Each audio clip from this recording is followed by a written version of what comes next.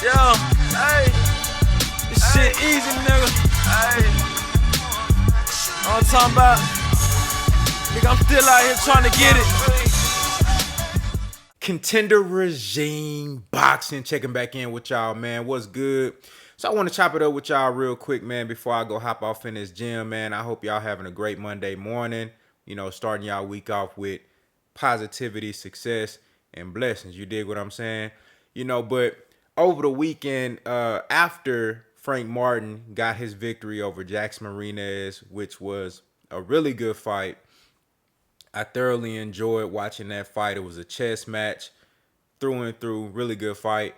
Um, on Twitter, his promoter, Earl the True Spence Jr., he saw Chris Colbert, who fights between 126 and 130. Believe he's at 130 now, and he's looking to move up to 135. That's the way he's been talking. He's coming off of a loss, and I think he's, trying to get his. I guess he's trying to get his respect back, and he wants to move to 135, or at least he's willing to move to 135 and take on the competition up there. I would actually like to see Chris Colbert stay at 130 and fight the likes of a Shakur Stevenson, but hey, man, he probably need to get in a couple of more fights to get his confidence up before he even get in there with somebody like Shakur Stevenson or maybe even a Frank Martin. However, he mentioned Frank Martin on Twitter, and Errol Spence mentioned him. He was like, "You fucked up." You know what I'm saying? And Chris Colbert was like, "Well, why so? Why you say that, champ?" And he was like, "Shit, you wanna fight Frank? You dig what I'm saying?" And Chris Colbert was like, Frank is a good fighter. We can make it happen. You know what I'm saying? And shit, they essentially shook on it virtually on Twitter. And, as you see in the thumbnail, one of the fans was like, man, he not going to fight Frank. And Earl was like, it's already done. Earl was like, look, I'm going to get at your people, and we going to make it happen. We know Chris Colbert is with PBC. Errol Spence, Man Down Promotions. He's signed to PBC. We know Errol Spence got a relationship with Al Heyman. I'm pretty sure that that he's able to finesse. If Chris Colbert actually wants that fight, I'm pretty sure that Errol Spence can make that shit happen. You dig what I'm saying? So, my thoughts on the fight or this potential matchup, I'd have to say that I favor Frank Martin. I think, of course, he's the bigger guy. He's stronger. I think overall he's a more skilled fighter. He can do everything Chris Colbert can do and more.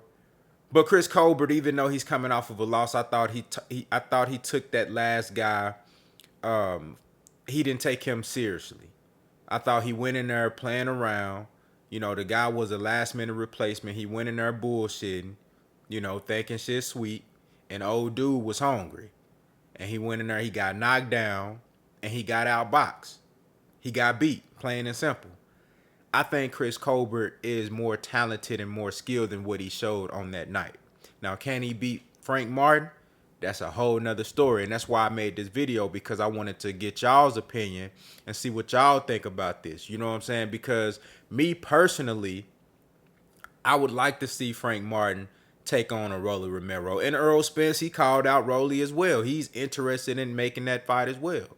I think Errol Spence is doing a really good job of using his face card, using his notoriety, using his platform, his social media, using his voice and his respect to be able to finesse and finagle and get his fighter into the limelight. Does a really good job when you see them two doing an interview together or when they're in the same space and the subject is Frank Martin. He makes sure that he props Frank Martin up, make sure that Frank Martin is the topic of discussion and not him.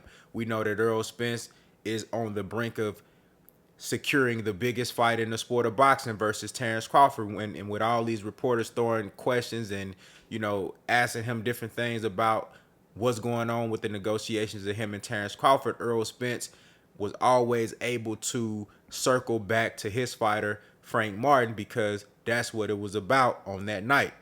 And I just love how Errol Spence is using his resources to get eyes on Frank Martin, to put him in positions where he can benefit. And I think he benefits well getting there with a guy like Rolly Romero, who has built, somewhat of a name for himself, who just came off of a pay-per-view fight with Gervonta Tank Davis. That's always good. Anybody that get in the ring with Tank Davis, their brand goes up. That's a fact. And with Chris Colbert, I think he's still making his way. Chris Colbert does have a name, though. People know who he is. As far as the hardcore boxing fans, the guy, he's a flamboyant guy. Wears all these different, vibrant colors in his hair. Comes out, wears all these different, extravagant ring outfits and shit like that. You know what I'm saying? And he got a pretty fun style to watch as from a fight fan's perspective. So Chris Colbert has made somewhat of a reputation for himself. He had the show on Netflix. You know what I'm saying? So, people know who he is, and I think this will be a good opportunity for Frank Martin to get in there with an athletic Black American fighter who got hand speed, who got a little bit of power, who got some flash. I think it'll be a nice fan-friendly fight. And it'll be interesting. I would prefer the fight with Rolly, because I think Rolly is a bit more known and a bit more dangerous because he's a natural 135 pounder.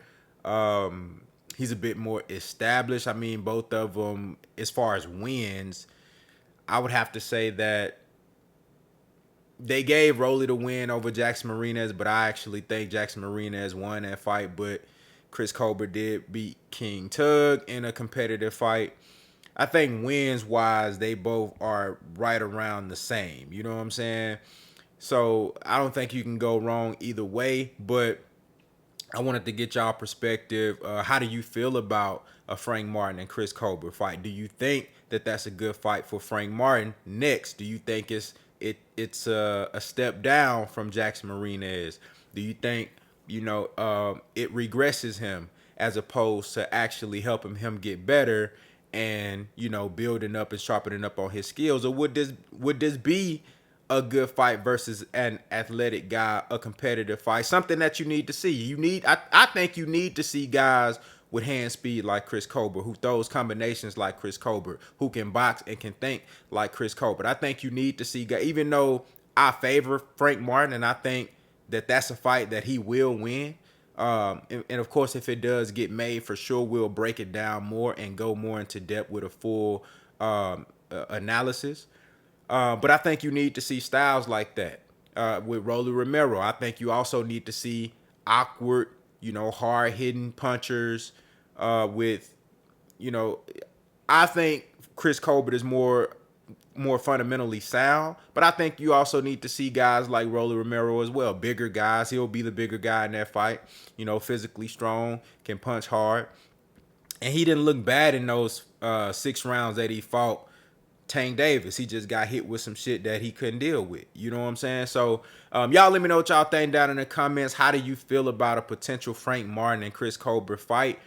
Who do you favor in that fight? And would you prefer to have Frank Martin fight Chris Colbert or a Rolly Romero next, or maybe somebody else? Y'all let me know what y'all think down in the comments, man. Contender Regime Boxing. I'll holla at y'all boys, man.